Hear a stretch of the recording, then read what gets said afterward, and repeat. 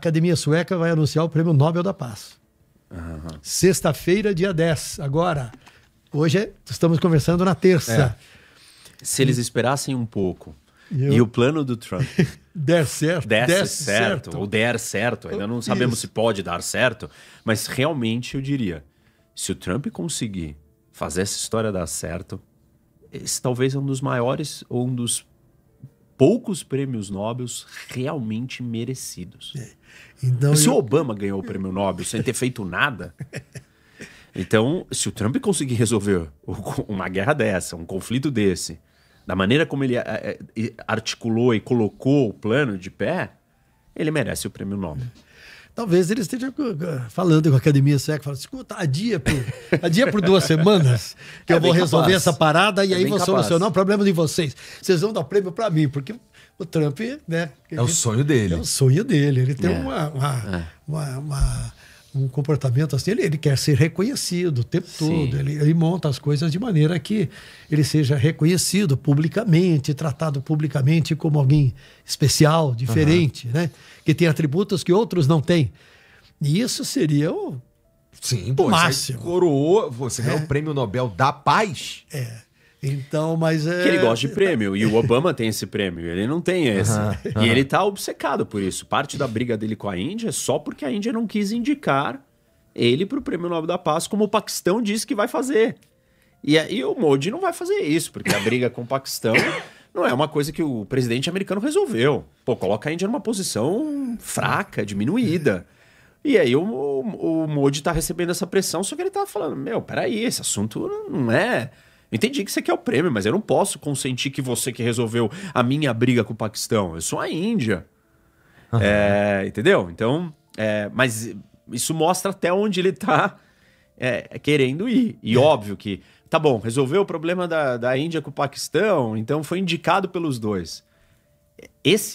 Essa questão de Gaza, né? Se ele resolve, é incontestável, não precisa da indicação de ninguém. O mundo inteiro tem que olhar e falar... Realmente. Parabéns. Cara, você fez algo que, assim, ninguém consegue fazer. Mas o tempo é curto, né? Não vai dar tempo. 3 dias não dá. Não dá. Tem que adiar. Vamos fazer uma campanha. Todos nós queremos o fim da guerra. Vamos fazer uma campanha porque, assim, pelo fim porque da vale guerra, a pena vamos adiar para ter o fim da guerra. Vale a pena dar essa chance e essa obsessão pro Trump continuar com essa energia em cima disso, entendeu? Porque não existe incentivo maior pro mundo hoje do que talvez o ego do Trump de querer isso. Só isso pode mover a força que ele tem e o que ele está conseguindo amarrar para fazer isso acontecer. E a gente precisa disso, porque precisa gente empenhada. E esse é um problema, né? Também interessante sobre a discussão de Israel estar isolado diplomaticamente com os outros países, porque os outros países não querem saber do problema. Não querem. A França não quer lidar com o problema. Qual é o problema? Existe uma organização terrorista que controla um território e quase 2 milhões de civis. E o que fazer com essa organização terrorista? Deixar ela lá? Falar, você tem que sair daí. Nós temos que criar condições para o Hamas mudar. O Hamas não vai mudar. O Hamas não vai sair. Aí só sobra uma opção. Alguém tem que usar a força. Mas aí ninguém quer ter relação com quem vai usar a força. Porque não vai ser um uso da força simples, dadas as condições do que nós estamos falando. Então, todo mundo meio que lava as mãos e tenta jogar para sua torcida. E ninguém resolve o problema. O Trump é o único que está realmente, dessa vez, empenhado em resolver um problema. Porque os outros todos não. Eu reconheço o Estado palestino. Maravilha. Você acha que isso fez o quê? Isso não libertou os palestinos do Hamas. Lembra que a Espanha pediu que Israel fosse retirado da Copa do Mundo no ano que vem. Isso não vai resolver a vida dos palestinos. Se Israel não for para lá, também não muda nada. Se não for, como também a Rússia não foi aos Jogos Olímpicos, foi proibida de ir aos Jogos Olímpicos e tudo mais. Ninguém está preocupado com a realidade, no final das contas. Tá cada um preocupado com a sua imagem de fazer o que parece ser o menos ruim ou o melhor. Mas resolver o problema de verdade, não. Então, acho que a gente tem que torcer aí pro Trump e pro Nobel da Paz. Porque mesmo, ainda que seja por um motivo muito egoísta, é isso que a gente está falando aqui, que a população de Gaza precisa de paz, na verdade. Especialmente porque tá chovendo bomba lá. Então, mesmo que seja por um motivo muito egoísta do Trump de ganhar o Nobel da Paz, eu tô torcendo pra dar certo. Que ele ganhe o Nobel da Paz. Não, né? E assim, e não é... Né, as pessoas têm que ser motivadas por alguma coisa. Como é que um político, que é alguém que tem muito poder, chega no cargo máximo de uma nação, se não é o anseio dele de ser o número 1? Você tem que ter algum drive, né? Alguma motivação. Ah, não, eu quero ajudar o mundo. Tá bom. Mas você tem que ter no final, uma ambição grande de sentar naquela cadeira. E você não vira presidente se você não tem essa ambição. Você não ganha o prêmio Nobel se você não tem essa ambição. Tem um caso ou outro de gente que foi lá e fez uma coisa maravilhosa e deu certo, e se encaixou e lutou por aquilo constantemente e ganhou o prêmio Nobel. Mas outros prêmios ou outras conquistas vieram do desejo de falar, eu quero fazer uma coisa maior. Não acho que é um problema. Também não. Acho que, no fim das contas, ajuda. Ô, Roque, me conta, qual que é a tua perspectiva desses 2 anos que a gente tá vendo esse conflito, tá assistindo esse conflito? O que mudou de verdade do começo para cá? E, na tua opinião, a gente ainda tá muito longe de algum, sei lá, da liberação dos reféns, por exemplo, que é algo que Israel tá pedindo como condição para que parem os ataques e tudo mais? Eu acho que nós chegamos no momento mais perto de ter uma solução. Tá. Porque o Trump conseguiu uma vitória dele. Ele conseguiu criar uma grande coalizão onde países árabes importantes, países islâmicos não árabes, também entraram nessa coalizão, os europeus e Israel. E o acordo, a proposta de acordo dele, né, com os 20 pontos ali, ele não, tem várias questões ali que a coalizão do Netanyahu não aceitaria. E teve que engolir, o Netanyahu engoliu. Então, eu diria que o Trump ele conseguiu colocar pressão em todos os lados para se construir uma plataforma básica do que seria, justo e equilibrado para que esse negócio acabe. Vai acabar? A parte mais difícil de todas ainda é o Hamas aceitar. E enquanto nós falamos neste momento, as negociações estão acontecendo no Egito sobre o que o Hamas vai aceitar ou não devolver os reféns. E essa é a primeira parte. As outras partes são mais complicadas, porque o Hamas já disse que não aceita as outras partes. Como, por exemplo, se desmilitarizar, entregar o poder. E aí, se não tiver isso, não vai ter acordo. E a guerra não vai acabar. Então, é uma tragédia e a tragédia vai continuar. Espero que a gente consiga, nesse momento, ter esse avanço. A negociação está lá. O Trump enviou os seus emissários mais poderosos, o Jared Kushner, né, que é casado com a filha dele, enviou o Witkoff, e Israel também mandou o seu mais alto nível, e o Hamas mandou o seu mais alto nível. Líderes do Hamas que estavam no Catar e que não foram mortos no último ataque estão no Egito pessoalmente nessa negociação. Então tem figurões de todos os lados participando dessa negociação para sair. O ponto da negociação hoje é a devolução dos reféns. São 20 reféns e 28 corpos, né? Como que eles vão ser entregues, em que lugar e em que condições e onde que o exército de Israel vai estar neste momento. O Hamas quer uma troca, né? Uma troca dos reféns por prisioneiros. São 250 prisioneiros iniciais que estão condenados por prisão perpétua, terroristas, e mais 1.000 e tantos presos que foram feitos ou que foram presos desde que começou a guerra. Então, a troca é isso, são 20 por 1.000 e tantos. E aí, assim, claro, essa parte já é muito difícil. Se essa parte der certo, é um grande avanço. Provavelmente a guerra ela vai ser congelada, como a gente está vendo. Mas o Hamas também diz o seguinte, mas espera aí, eu quero a retirada das tropas de Gaza. Isso. Porque se eu entrego os reféns, o Hamas perde a força negocial. A força para negociar se esvai. Aí qual vai ser o trunfo do Hamas, né? Ao mesmo tempo, o Hamas não vai entregar as armas. Não vai. Aquela história de quem entregar as armas vai ser perdoado, não vai ser condenado. O Hamas não acredita nisso. E não faz parte do conceito, da ideologia e do jeito de enxergar a vida e de enxergar Israel por parte do Hamas. E tem um ponto ainda mais importante. Acabamos de falar. Vai libertar 250 mais 1.000 e tanto. Quem são essas pessoas? Não são palestinos inocentes. São terroristas. O que eles vão fazer? É um fluxo novo. Contingente novo. Para onde esses todos libertados vão ir? Vão de novo para a trincheira, né? É muito complicado imaginar que se ele não desarmar, a gente vai ter uma finalização do conflito. Claro, talvez possa ter um desgaste por parte de Israel, que a guerra não continue, mas Israel vai continuar mantendo uma presença e vai fazer operações pontuais na caça e na busca de tentar conter esse resto do Hamas que sobrar ali dentro. Agora, Israel está pagando um preço alto diante da comunidade internacional, né? Porque a continuidade da guerra e este número de mortos, tudo isso faz com que se crie um caldo de cultura, de críticas ao comportamento de Israel.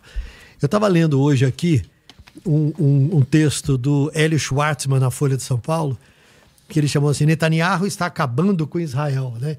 Ele faz tem uma rápida explicação do porquê que o Netanyahu toma algumas decisões, né? Então ele fala assim, o governo de Israel tem uma ala messiânica, delirante, que é uma de extrema direita, né? Que quer expulsar os palestinos e anexar Gaza e a Cisjordânia e recriar a Israel bíblica. O premier Benjamin Netanyahu não é dessa ala, mas ele depende desta ala para manter de pé o governo dele. E aí tem algumas razões. São razões para prolongar a guerra. Enquanto estiver a guerra em curso, ele evita 2 problemas.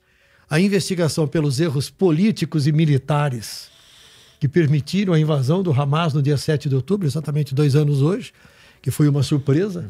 Se Israel é o segundo exército mais bem montado e mais bem armado do mundo, mais tecnológico do mundo, como é que os terroristas do Hamas entraram com tanta facilidade em Israel ou naquela área da forma como entraram? Então, enquanto existir a guerra, não haverá investigação sobre a responsabilidade dele nas falhas da segurança.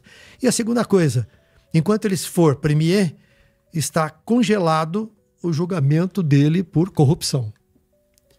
Ele estava sendo julgado por corrupção, quando ele foi eleito premier, esse julgamento parou, né? Então, enquanto houver guerra, isto não anda. Então, são razões dele para a continuidade da guerra. Porque muita gente não entende, escuta, se todo mundo quer o fim da guerra, se uma parcela importantíssima da população de Israel se manifesta toda semana pelo fim da guerra e o pedido na volta dos reféns, da recuperação dos reféns de alguma forma, por que não se encontra uma saída para isso?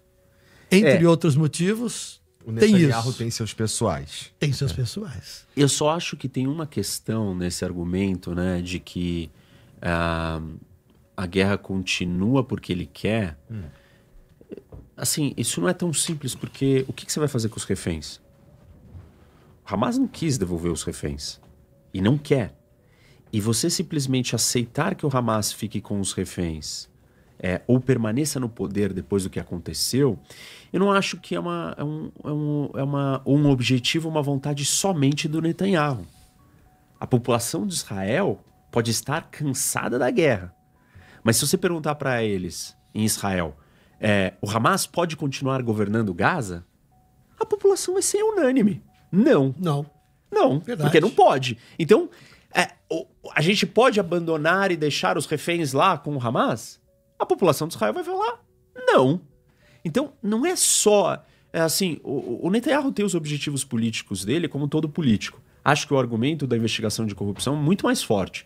O argumento de não quer acabar a guerra, a guerra não está pronta para ser acabada, ou ela não está resolvida porque o Netanyahu fala, tá bom, eu quero acabar a Hamas. O Hamas não vira e fala assim, tá, eu entrego as armas, eu entrego o poder e entrego os reféns. Então, assim, eu entendo esses argumentos, mas eles não me parecem argumentos colocados dentro de uma análise profunda geopolítica da realidade de uma guerra. E a realidade profunda de uma guerra o maior ataque a Israel e a judeus, depois do Holocausto, foi o ataque de 7 de outubro. E aí, o que a população de Israel se sente? Como que ela tá? Pô, foram sequestradas 250 pessoas. Tem 20 que estão lá. Tem mais corpos de 28. E não tem, assim, a mínima chance de ter essa negociação. Até agora não teve. Talvez a gente chegou num momento agora que ninguém mais aguenta. O Trump conseguiu colocar de pé uma coalizão de países árabes, assim, com muita possibilidade de fazer pressão, e eles também não aguentam mais. E viraram e falaram assim, olha, Hamas, sério, eu vou deixar Israel vir aqui dentro te buscar. Qatar, por exemplo. Né, o ataque talvez tenha sido alguma coisa nessa linha. Porque acabou não matando o líder do Hamas. Não gosto de teoria da conspiração, mas é um ataque estranho, diferente. E aí, isso pode ser um sinal para falar, olha, nós estamos cansados também. Então, assim, quando a gente estuda o conflito, tem uma teoria que eu gosto muito, né? Que a gente fala, o conflito está maduro para ser encerrado. Que nem briga de marido e mulher. Tipo, vai pra justiça, fica anos e anos brigando. Não tá maduro para encerrar. Só fica maduro a hora que as pessoas estão esgotadas. Estamos chegando perto desse esgotamento? Parece que sim. Mas até então, e até a gente ter o Hamas concordando com a entrega dos reféns, acho difícil colocar essa conta inteira só no Netanyahu. Isso não é defender tudo que o Netanyahu faz, nem de perto. Né? Não criticar a coalizão com a extrema-direita dentro de Israel. Todos esses são problemas reais. A guerra tem crimes? Tem crimes. Não tem genocídio. Essa é uma outra discussão. Mas existe crime de guerra? Com certeza. Tem que se apurar e condenar e prender quem cometeu esses crimes? Tem que fazer isso. Mas toda guerra tem crime de guerra também. Então, o ponto aqui é só entender que não é tão simples... o Netanyahu não quer o fim da guerra. A sociedade de Israel, israelense, não quer o fim da guerra se for qualquer fim. Fica com os reféns e não tira o Hamas do poder. Ninguém vai conseguir viver ali do lado com o Hamas mais ali. Não vai ter essa. Lançou 3 foguetes, 3 mísseis contra Israel, acabou, todo mundo vai entrar em paranoia. Volta lá. Agora tá todo mundo cansado, porque são 2 anos de guerra, são confrontos múltiplos. Israel eliminou Hezbollah, eliminou Houthis, eliminou Irã, derrubou Assad. Assim, as consequências dessa guerra foram gigantescas. Israel saiu muito fortalecido, vitorioso militarmente em vários pontos. Saiu enfraquecido politicamente na questão da sua legitimidade internacional, porque era uma guerra que nascia impossível. Uma guerra que nascia assim... feita para ser derrotada politicamente. E até militarmente, porque não conseguiu até agora conquistar todos os objetivos, que é a captura total do Hamas. É uma guerra impossível. Se cada vez que você for fazer um ataque, você tem que jogar folheto avisando que você vai ali, o Hamas que está lá embaixo recebe o folheto que caiu, eles estão chegando. Entram no túnel e vão para o outro lado de Gaza. Então a guerra não acaba também por isso. E essa é a realidade desse tipo de conflito que o Hamas criou.